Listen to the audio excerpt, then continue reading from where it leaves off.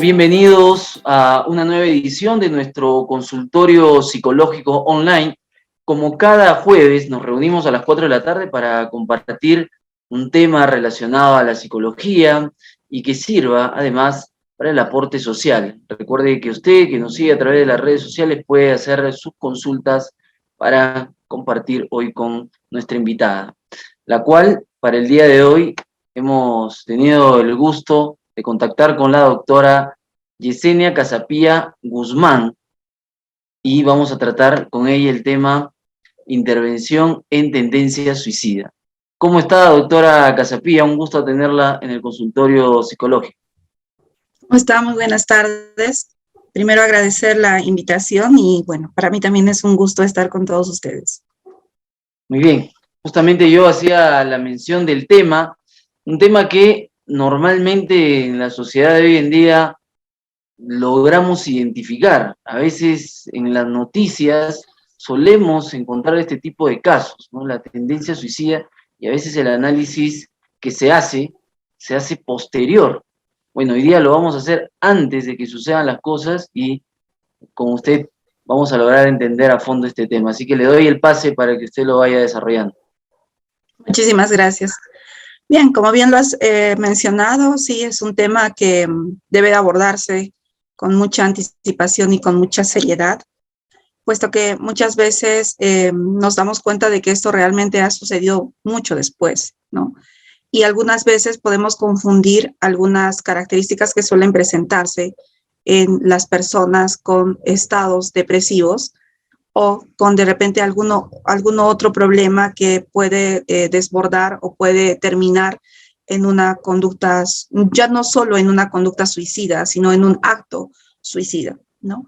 Entonces, nosotros vamos a hacer algunas diferencias, ¿no? Por ejemplo, vamos a diferenciar entre una persona depresiva, vamos a diferenciar entre un episodio depresivo y vamos a diferenciar a una persona con un rasgo depresivo, ¿no?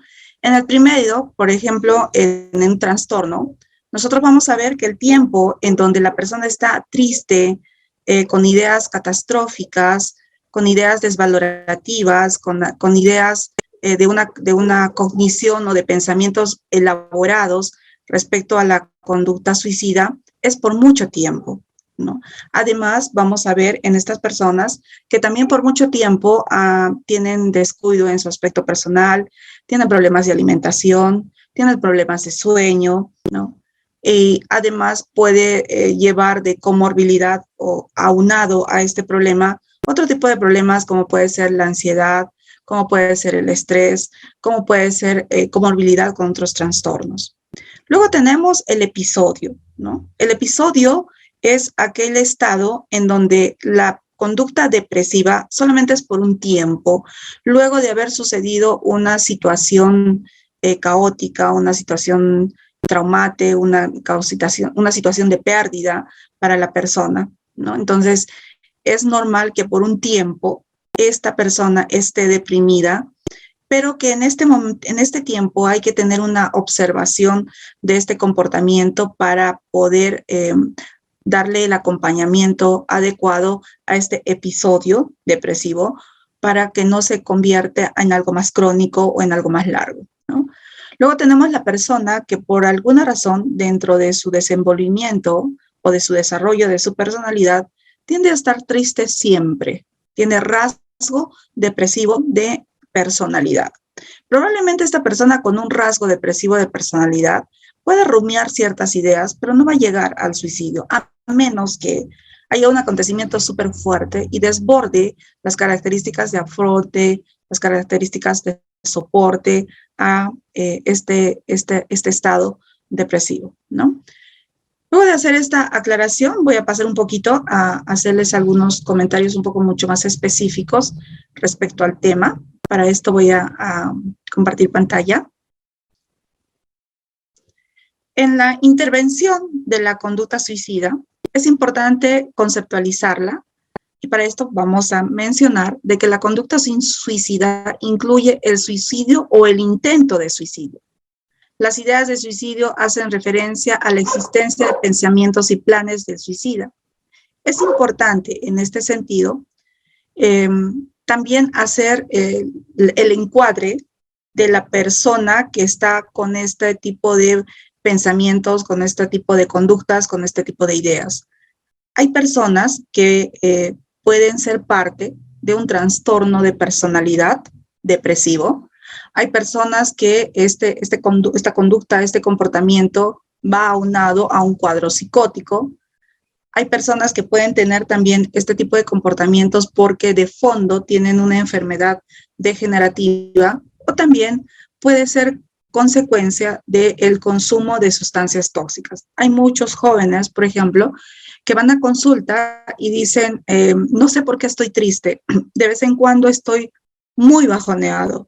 Y esto no es normal, porque yo soy normalmente alegre, me gusta tener amigos, me gusta salir, me gusta conversar, me gusta jugar, pero después de normalmente un evento de socialización, me viene el bajón y no quiero salir, y no quiero levantarme en la cama, y siento que mi vida no tiene sentido, y siento que para qué vivo si igual me voy a morir, ¿no? Por ejemplo, en este aspecto, en el último punto que les acabo de mencionar, que es esa referencia al consumo de sustancias, hay muchas personas que consumen sustancias tóxicas, pero el bajón viene matizado por una sobrecarga depresiva, por una sobrecarga de estado de ánimo mal. Y esta sobrecarga hace que tengan periodos depresivos que son muy peligrosos, porque no hay una razón de contexto, hay una razón de consumo en donde el organismo no reacciona bien a este consumo de sustancias y puede darse este evento. El suicidio suele ser resultado de la interacción de muchos factores, entre lo que se incluye principalmente la depresión. Como había mencionado a un principio, la persona que en el casi 90% de posibilidades que se suicide es aquella persona que tiene algún trastorno depresivo, que tenga un episodio depresivo mal supervisado con un inadecuado apoyo de soporte.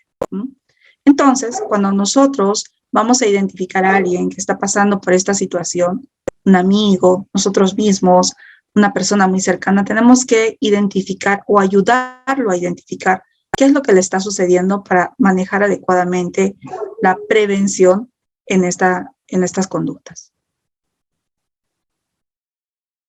También vamos a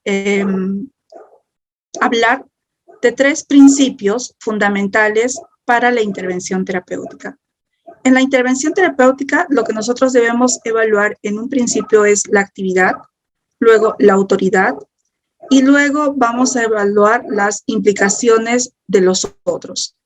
En la actividad tenemos que evaluar si las crisis suicidas deben ser activas para que el paciente sienta algo que esté sucediendo, con el objetivo de restablecer en el paciente el sentimiento de que él es importante y de que el terapeuta está haciendo todo lo posible para ayudarlo en su situación. ¿Por qué? Cuando nosotros intervenimos a un paciente, una de las cosas que muchas veces hace que haga un stop a la posibilidad de realizar esta conducta es sentir por un destello, por un momento, aunque sea, la importancia que tiene su vida para los demás. En este caso, si un paciente suicida manifiesta que por su cabecita están pasando este tipo de pensamientos o ya está cognicionando una posibilidad de hacerlo, una forma de hacerlo, uno de los aspectos más importantes a trabajar dentro de este objetivo, tanto del terapeuta como de la familia, que va a ser el sostén del soporte o los amigos, es hacerle sentir que es importante y que la ayuda que está diciendo o está pidiendo en este momento es importante. Esta importancia, este momento, este destello, va a significar para nosotros un tiempo que debemos aprovecharlo al máximo para poder continuar con las futuras intervenciones que yo voy a hacer en esta persona. Luego, la autoridad. El terapeuta debe asumir la autoridad, cuidar y dirigir la temporalidad al paciente. Dado que la crisis suicida hace lo que hace, el sujeto está situado, se siente, se encuentra y debe encontrar algunas soluciones a los pensamientos, porque normalmente estos pensamientos son muy ambivalentes. Es importante que tanto para el terapeuta que nosotros vayamos a escoger o para la persona que se va a hacer cargo de el apoyo, el soporte a esta persona, tenga la suficiente capacidad de hacer sentir a esta persona que tiene autoridad, que tiene conocimiento de causa, que tiene las estrategias para poderlo ayudar, que tiene las ganas, hasta muchas veces que tiene el suficiente afecto para poderlo soportar, apoyar en todo este proceso de darse la oportunidad de ver las cosas de una manera diferente. También tenemos las implicaciones de los otros. Complementan las dos anteriores, pues el suicidio se vivencia como un ser abandonado, desamparado y rechazado. Otras personas han de ayudar a construir en el paciente los sentimientos de autoestimación y confianza, así como a restablecer los lazos entre el sí mismo del sujeto y otros, ¿no? Entonces, si bien es cierto, anteriormente les mencionaba la importancia que tiene el punto fundamental de la autoridad, en las implicaciones con los otros, ambos, tanto la persona que va a brindar el soporte como la persona que va a ayudar a buscar el soporte, deben estar comprimidos, deben estar unidos, deben trabajar bajo el mismo idioma, bajo la misma información respecto a las posibilidades que tiene el paciente, respecto a quién es el paciente, respecto a qué le pasa al paciente, respecto a qué lo induce a tener estos comportamientos. Algunas veces suele suceder de que, sobre todo de la familia, de los amigos hacia el profesional, por algún aspecto que podemos ver lo negativo, lo mencionamos abiertamente, de tal manera que hace que en el individuo, en el paciente, haya mucha desconfianza. Por lo tanto, la adherencia a la posibilidad de darse esta oportunidad disminuye con mucho, mucho riesgo. Si el paciente es extremadamente suicida y tiene que, según Sheinemann, llamar alta letalidad, se tiene que abandonar la neutralidad terapéutica. Es decir, si nosotros, en el caso de los terapeutas, en el caso de los psicólogos, en el caso de los profesionales en realidad de salud, vemos que por un tema de confidencialidad, el paciente nos cuenta de que está por optar por esta situación, nosotros podemos romper este pacto de confidencialidad. ¿Por qué? Porque lo primero que nosotros rescatamos siempre es la vida. Lo que nosotros siempre preservamos es la vida.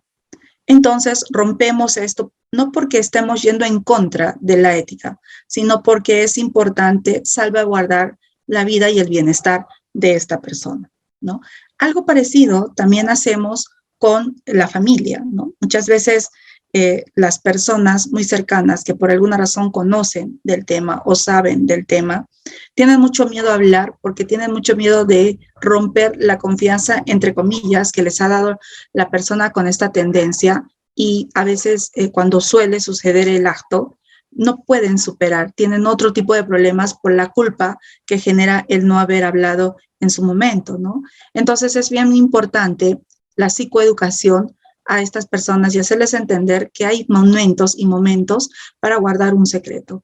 Y si este secreto está arriesgando la vida del otro, pues hay que romperlo por un bien mayor.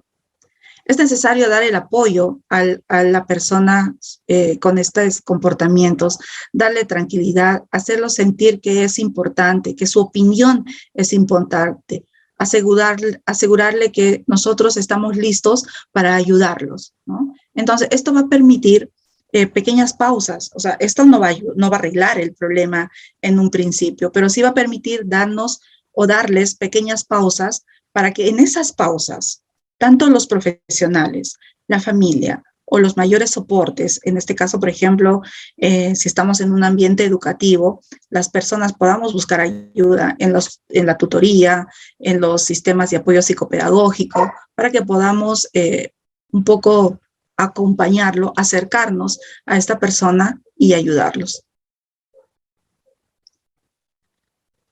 No olvidemos que el suicida viene como un ser abandonado, desamparado, rechazado.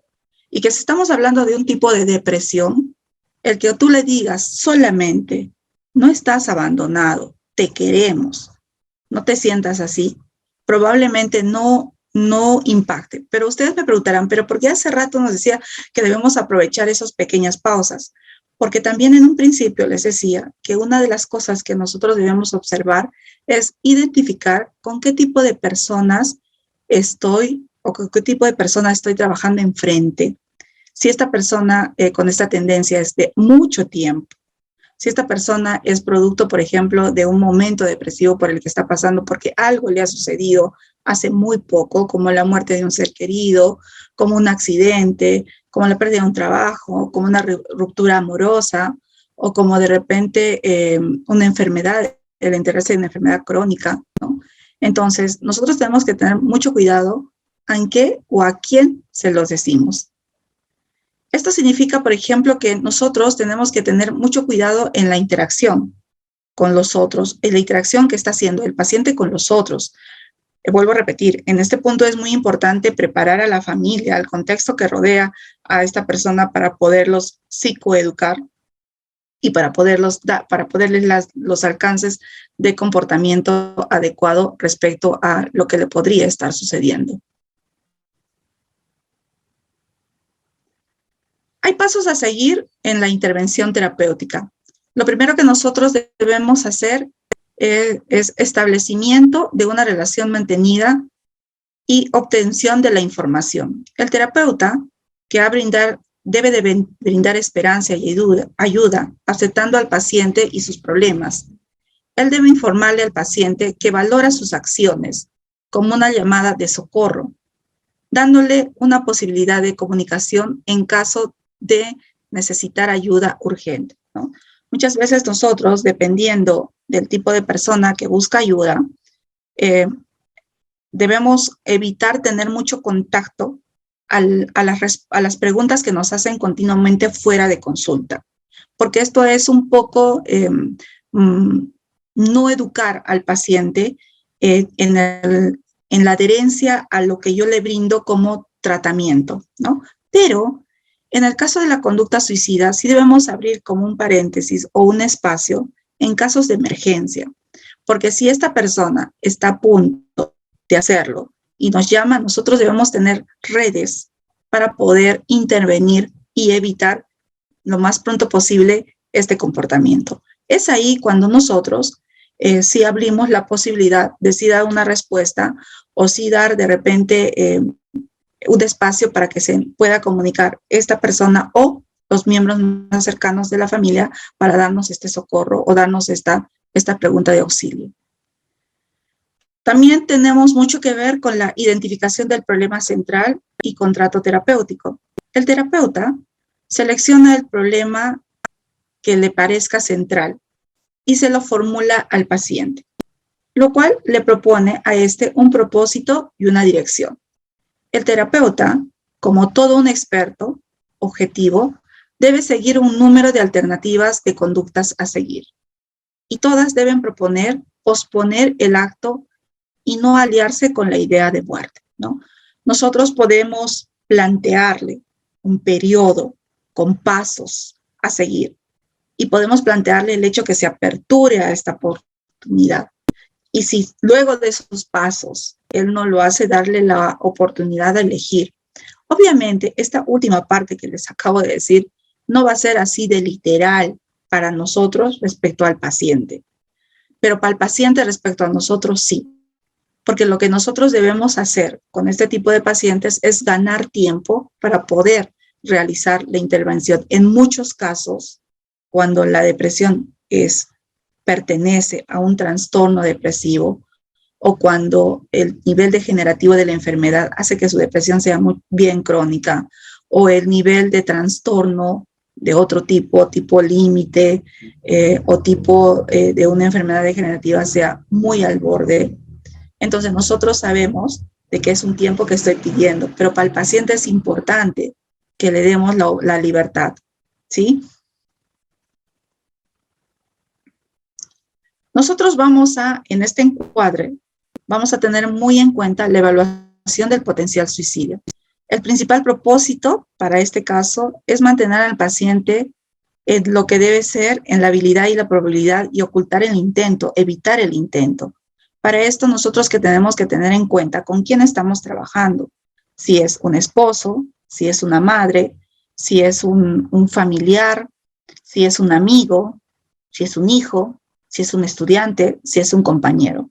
Una vez delimitado esto, tenemos que tener en cuenta la edad, el sexo, la existencia de un plan suicida, si esta persona ya ha tenido anteriormente pensamientos suicidas o ya se ha empezado a formular la forma en que podría comunicar y al mismo tiempo hacer el acto. Algunos no lo comunican, algunos dan pequeñas señales de las cuales, si existiese esta posibilidad, debemos estar alerta.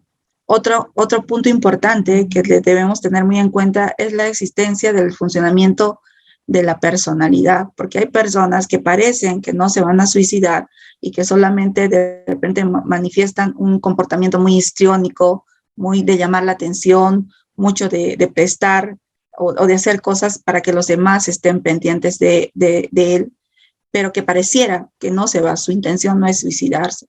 Pero por ciertas características de personalidad, como la agresividad, la impulsividad, puede que se les pase la mano y terminen por consumar el acto. Es importante también la relación médico-paciente o la empatía. En este caso, es importante la relación desde el punto de vista profesional con el paciente, o también de cómo el contexto ayuda a que este soporte, a que esta relación esté caracterizada por un sinfín de posibilidades empáticas para que el paciente sienta la confianza de que está en un lugar seguro, de que lo van a ayudar, de que se puede dar esta oportunidad o de que hay una esperanza en el peor de los casos. Nosotros también debemos hacer la valoración de los recursos externos, lograr que el paciente se enfrente enteramente a la situación de emergencia en la que se encuentre y movilice todos los recursos de que dispone en el ámbito social, laboral y familiar. Acordar con él cuál será el hospital de conveniencia si apareciera la necesidad de un ingreso, ¿no? Entonces, el paciente suicida en relación a su acto, en relación a su situación, es muy observador. Y obviamente la calificación que hace a las cosas que observa no es positiva. Por lo tanto, tiene que tener un orden, porque muchas veces a la mínima como que nosotros lo vamos a defraudar, puede retroceder y puede volver a generar los pensamientos de que a nadie le importo, de que me ha mentido, de que solamente me está ayudando porque me está pagando, de que mi familia me ayuda porque no quiere sentirse culpable, ahora sí me ayudan, cuando estoy así me ayudan, cuando antes no les importé, solo les he importado por un momento, ¿no? Pueden ser ideas de rumiación respecto a la valoración que él está haciendo de su situación. Por eso es tan importante que nosotros hagamos como un programa, como un plan, como un contrato, para seguir junto con él los pasos que debemos trabajar con él y con la familia. La propuesta de iniciación de los planes terapéuticos es importante que el terapeuta debe permanecer activo en la realización de los planes terapéuticos sin abandonar al paciente y tener mucho cuidado de las ideas suicidas que éste pueda tener, que indique que no está necesitado de ayuda para ser efectivo y entrar en la situación problemática por la que está pasando el paciente. También debemos proveer al paciente de seguridad ilimitada, darle una serie de gratificaciones reales. Muchas veces podemos dar ciertos comentarios que él se da cuenta que no son reales. Debemos darle dependencia temporalmente mientras el proceso esté en su transcurso. Apoyarse también de otros colegas si es que es necesario, ¿no? En este caso la familia, también apoyarse de otros miembros o los amigos, apoyarse de otros amigos si es necesario para poder evitar este comportamiento. Es importante la cooperación entre el profesional y los amigos, entre la familia y los amigos, entre los amigos y el profesional para estar alerta y pendiente de lo que o de cómo va este proceso terapéutico. Lo que se hace normalmente con un paciente suicida en un ambiente terapéutico es evaluar la situación suicida y desesperanza al inicio de cada sesión. Esto es sumamente importante porque tenemos que trabajar el nivel, la característica, la personalidad, la frecuencia para poder intervenir. El factor o situación precipitante de riesgo es del contexto, si tiene depresión, si no tiene depresión, si conoce él de aspectos o de formas en donde puede hacer el acto, el nivel de angustia por la que pueda estar pasando y conocer sobre todo el nivel de desesperanza mantenida que él tiene o no. El contenido de precisión de las fantasías y los planes, si estos son recurrentes, si están completos, si ha habido antes una posibilidad de hacerlo, por qué no lo ha concretado, qué ha pasado, qué está previendo ahora, qué sabe que antes no sabía. Y los intentos previos, los intentos y planes previos. El criterio más importante en este caso es la posibilidad de que un suicidio sea un previo intento, ¿no? Pero todo esto debemos irlo descartando poco a poco. Es importante también conocer la historia familiar de los intentos suicidas. Este es un predictor muy importante dentro de la historia familiar por las características que puedan llevar la propia crianza de esta persona para ver por qué es que tiende a tener estas ideas y en qué medida estas ideas son reales. Se debe trabajar con una visión de túnel. Debe emplearse autorregistros, esto ya en la intervención terapéutica. Tenemos que tener pruebas, autorregistros, tenemos que tener una secuencia, los objetivos bien claros en relación al paciente.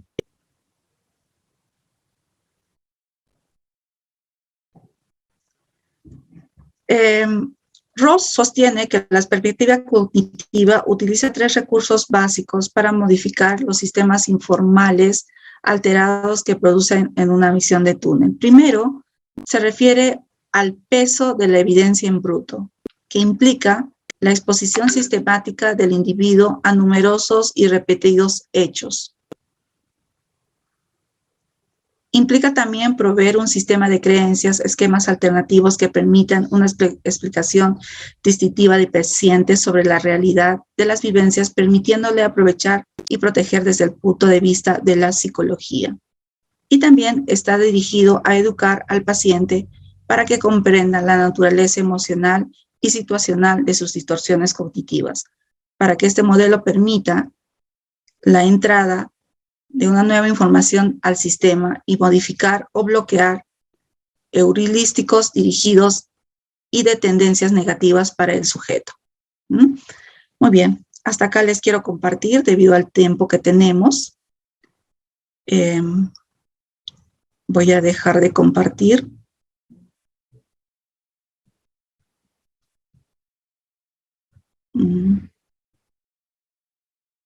Bueno, voy a seguir compartiendo. Muy bien, no sé si tienen alguna pregunta, quieren compartir alguna experiencia, quieren, no sé, hacer algún comentario. Bien, doctora Casapía, entonces luego de haber escuchado el tema a profundidad y a detalle, la primera consulta que nos hacen está relacionado justo al tema que nosotros veníamos comentando en un inicio, que es el identificar justamente ese momento. Usted nos ha mostrado diferentes conductas que uno podría identificar, pero lo que nos preguntan es, en el caso del colegio, ¿quién asume la responsabilidad de identificar? Nos consulta. Si los profesores son los que tienen que darse cuenta, nos plantean eso, los psicólogos educacionales que tienen algunos colegios, o los padres de familia reportar. Es lo que nos están consultando respecto a escolares, adolescentes. En realidad, en este caso están de responsables todos, porque de alguna manera todos cumplimos un rol, o todos cumplen un rol en la vida de esta persona, ¿no? De hecho, primero como familia, pues los padres conocen a sus hijos y saben que en qué momento hay algo que está funcionando mal, en qué momento estamos evidenciando ciertas conductas que no son nada beneficiosas, nada positivas, y que normalmente van acompañadas de repente mal humor, mal genio, no querer salir, no querer hablar, haber descuido en el aspecto personal, descuido en las actividades del hogar, aislamiento en relación a sus amigos, el rumiar ciertas desvalorizaciones respecto a su vida, etcétera, etcétera, ¿no?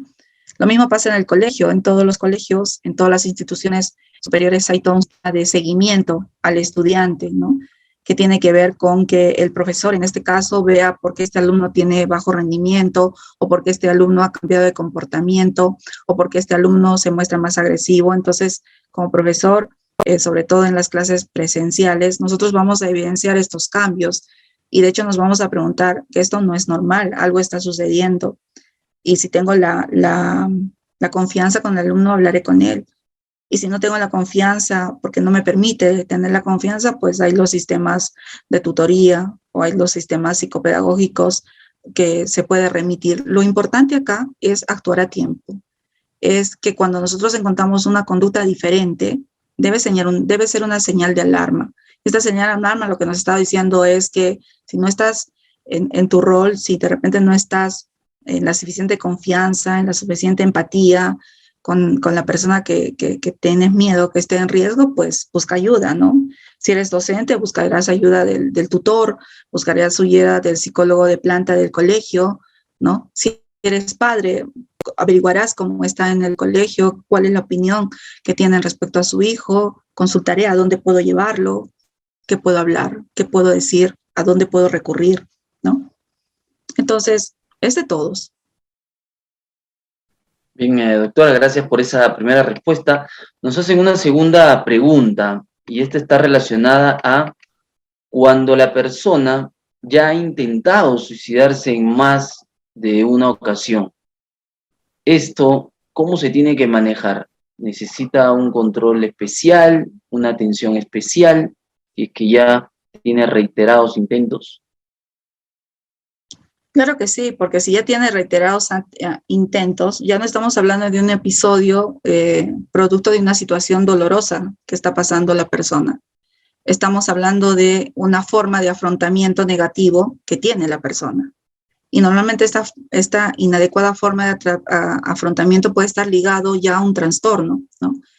Muy aparte que también cuando hay un intento de suicidio, todos los sistemas de salud y todos los profesionales de salud tenemos claro que esto lo tenemos que comunicar, ¿no? Y, por ejemplo, en las entidades hospitalarias lo que se hace es evitar que salgan hasta que por lo menos haya una estabilidad emocional que evite que lo vuelvan a hacer.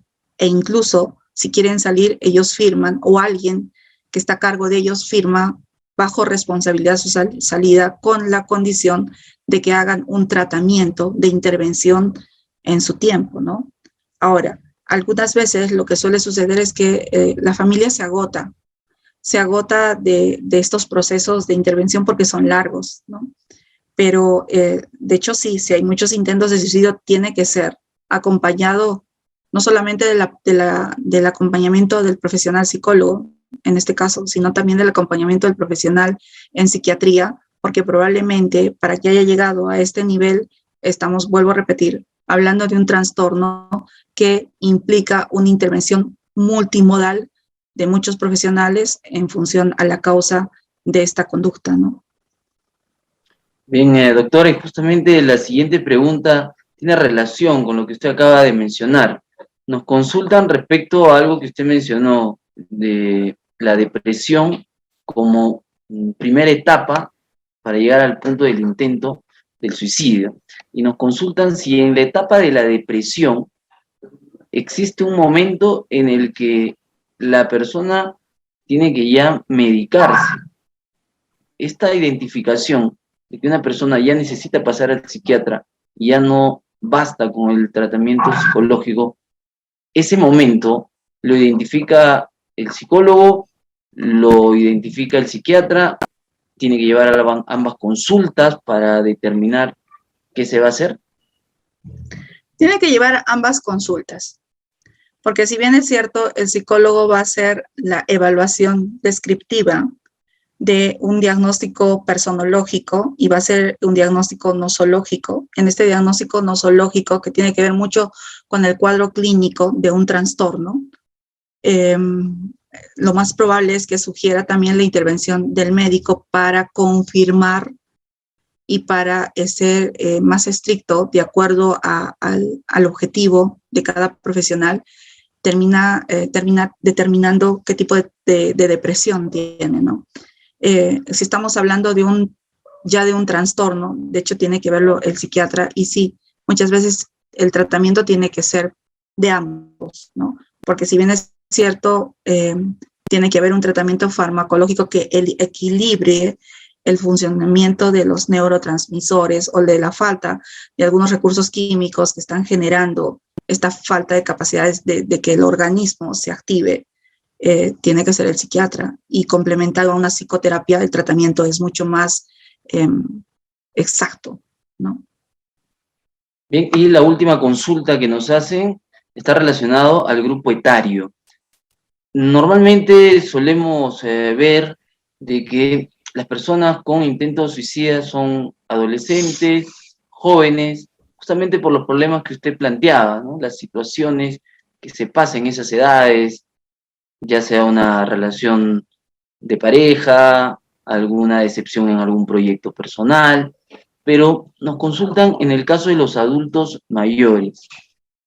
Ellos, ¿cuáles son los motivos? Son pocos los casos, como menciono, en estos grupos de adultos mayores, a diferencia de los otros grupos etarios, pero esos pocos casos, ¿cuáles suelen ser para poder evitarlos y prevenirlos?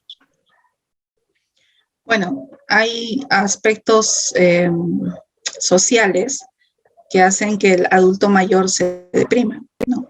Lamentablemente, en un país como el nuestro, una de las principales causas sociales es pensar que el adulto mayor ya no sirve, y este impacto él lo siente, ¿no? Es normal en nuestro país que un adulto mayor no tenga, por ejemplo, una compensación de su jubilación acorde con el nivel de costo de vida, ¿no? Es normal que un adulto mayor lo jubilen y piensen que ya no sirve porque está viejo, ¿no?